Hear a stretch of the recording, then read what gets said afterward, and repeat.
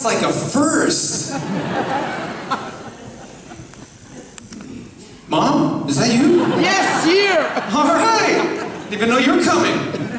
Awesome. Well, I kind of asked the guys, I'm like, can I have a solo too? I'm like, yeah, I guess, Vic, I guess you could have one too. So here I am, last but not least.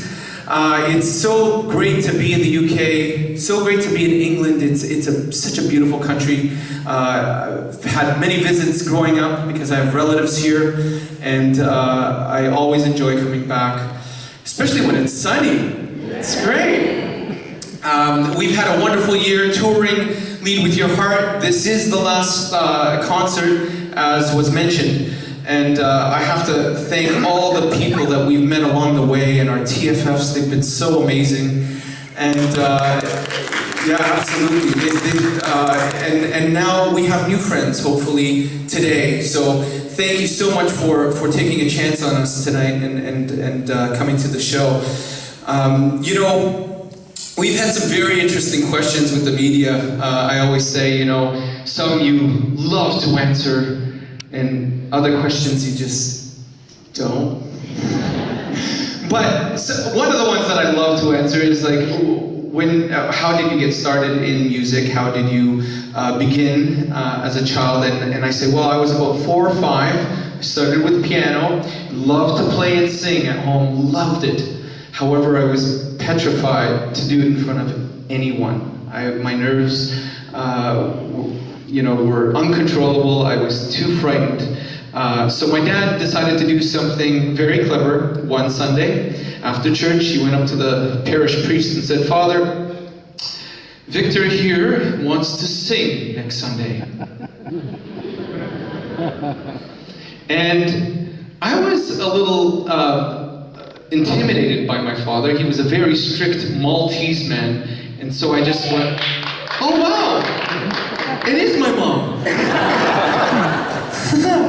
That's awesome. Well, I mean, that's. I have to stop and say, very odd. An applause for Toronto and applause for Malta. Thank you very much. Excellent. But